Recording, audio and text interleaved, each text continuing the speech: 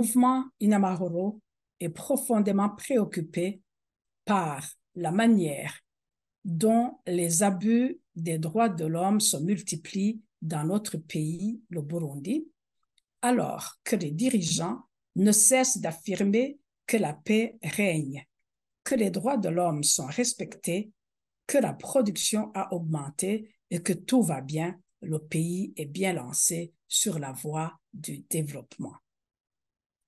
Pour pouvoir guérir une maladie, il faut la reconnaître.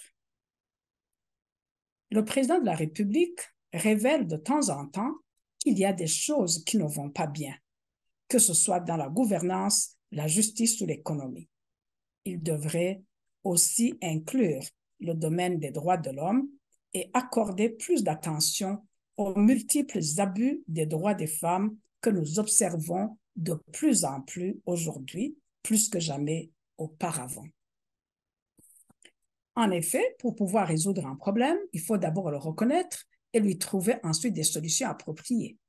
Le déni et l'impunité qui entourent les violations des droits de l'homme au Burundi prouvent à suffisance que ce domaine est en souffrance.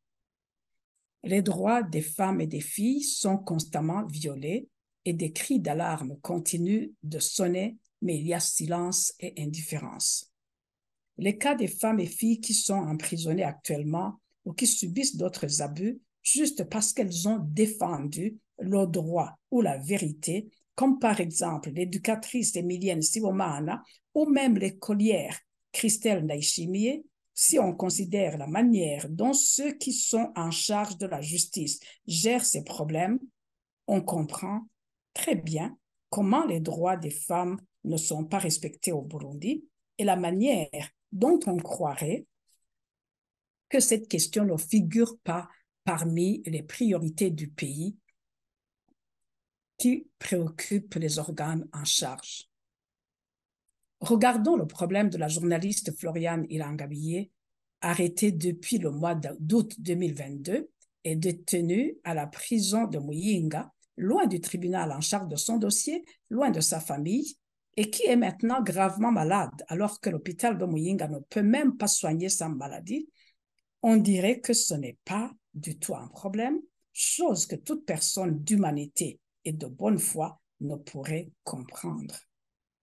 Normalement, ce genre de problème devrait profondément préoccuper le ministère en charge de la promotion et des droits de la femme, qui est aussi le ministère en charge des droits de l'homme, ainsi que le ministère de la Justice, la CNDH et tout défenseur des droits de l'homme de bonne foi.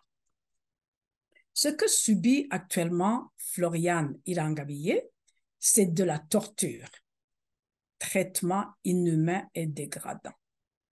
On dirait que ceux qui sont en charge ne se souviennent pas qu'elle est une personne humaine ayant droit au respect de sa dignité.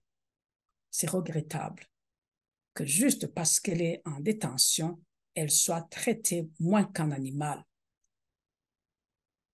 lorsque ce ne sont pas les moyens et les lois qui manquent pour gérer cette situation.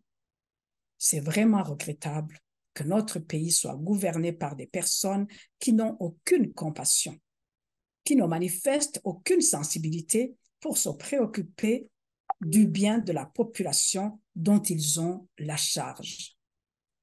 En fait, un pays sans leadership et bonne gouvernance est un pays sans perspective, malheureusement. La ministre en charge de la justice devrait prendre ses responsabilités et tout faire pour que Floriane Irangabiye soit autorisée à aller se faire soigner. Même en détention, c'est une fille du Burundi. Ses droits doivent être respectés comme le prévoit la loi burundaise et toutes les conventions internationales et régionales. Parlons aussi de l'autre cas de Mme Savou Kunze Antoinette, malmenée et forcée à la fuite par son mari, le colonel de police Ndikurio Ildefonse. Ce cas est vraiment l'illustration de la manière dont la mauvaise gouvernance est nocive pour un pays. La position et le pouvoir ne devraient pas être au-dessus de la décision du tribunal sans que les responsables n'y voient une faille. C'est regrettable qu'un policier soit le premier à violer la loi, les droits humains, surtout de ceux qui sont à sa charge directe, à savoir sa femme et ses enfants, et que cela soit accepté sans que personne ne lève le petit doigt, alors que la victime ne cesse d'appeler au secours. Nous exhortons les organes en charge de la police à faire tout leur possible pour que ce colonel n'utilise plus sa position pour faire du tort à sa femme et à ses enfants.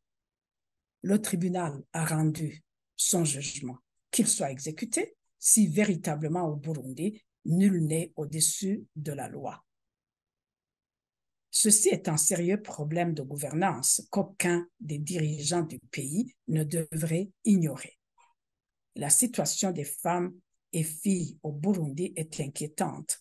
Les exemples sont multiples. Que les organes responsables agissent d'urgence pour que Floriane Irangabiye ait accès aux soins médicaux et que Savukunze Antoinette et ses enfants soient secourus et rétablis dans leurs droits. C'est ainsi seulement que les femmes et les filles verront que leurs droits commencent à être respectés et que les Burundais verront qu'il y a véritablement de l'espoir que le changement est possible au Burundi